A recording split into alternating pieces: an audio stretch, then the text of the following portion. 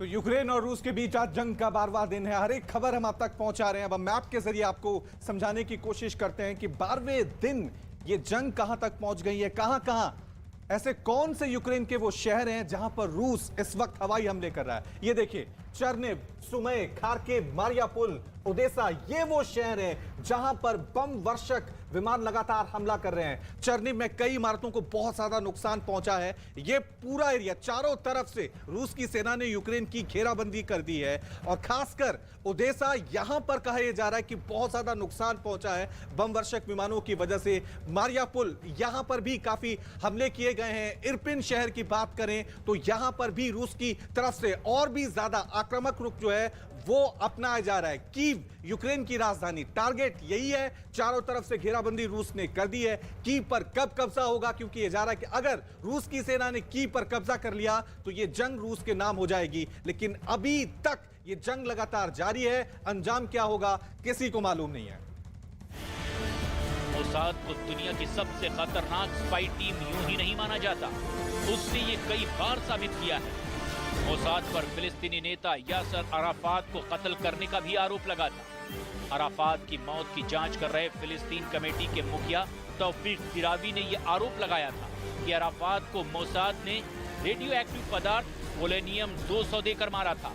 1976 में मोसाद ने सारे प्रोटोकॉल तोड़कर ऑपरेशन एंटेबे को अंजाम दिया था, जिसमें उन्होंने युगांडा के हवाई अड्डे में घुसकर आतंकियों को ढेर करके उनके कब्जे से 54 नागरिकों को जिंदा बचाया था। 1972 में म्यूनिख ऑपरेशन के दौरान फिलिस्तीनी आतंकियों ने 11 इजरायली खिलाड़ियों को कत्ल कर दिया था और इसके बाद मोसाद ने आतंकियों को मारने के लिए रैथ ऑफ गॉड नाम से दुनिया का सबसे लंबा और खतरनाक ऑपरेशन छेड़ा था। 20 साल चले इस ऑपरेशन में मोसाद ने सभी दुश्मनों को खत्म करके ही दम लिया था। हालांकि यूक्रेन युद्ध पर इजराइल फिलहाल मध्यस्थता करता नजर आ रहा है। इजराइल के प्रधानमंत्री बेनेट ने मॉस्को जाकर पुतिन से मुलाकात की है। उसके बाद उन्होंने यूक्रेन के राष्ट्रपति जेलेंस्की से भी बातचीत की। बदलते हालातों को देखें तो यूक्रेन पर हुए हमले पर पहले इजराइल ने चिंता जाहिर की थी, लेकिन बाद में रूस से रिश्तों में आई खटास को बचाने के लिए यूक्रेन को एयर डिफेंस सिस्टम आयरन डोम बेचने से इनकार कर दिया। फिलहाल रूस और यूक्रेन के बीच झूलता इजराइल किस पल्ले बैठेगा ये वक्त बताएगा।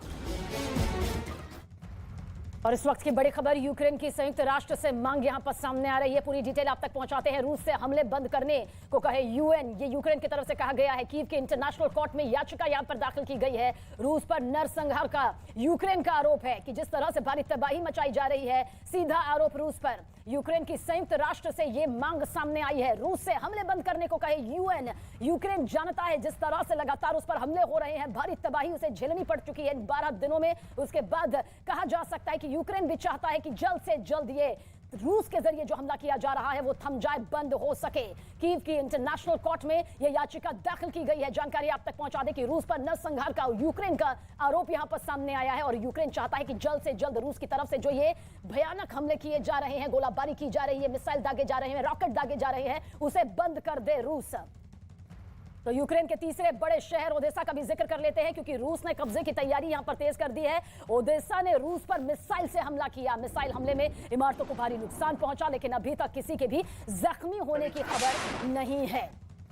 ये तस्वीर आप देखिए, समझिए किस तरह से भारी संख्या में लाखों लोग यहां से पलायन कर चुके हैं। जो जिंदगी वहां पर इस वक्त है वो भी खुद को महफूज महसूस नहीं कर रही है। यही वजह है कि पड़ोसी देशों में पहुंचने वाले शरणार्थियों की तादाद भी बहुत ज्यादा हो गई है। और आप सोचिए, जो यूक्रेन के दक्षिण में है और 2014 में उस पर रूस ने कब्जा कर लिया था, जिसके बाद से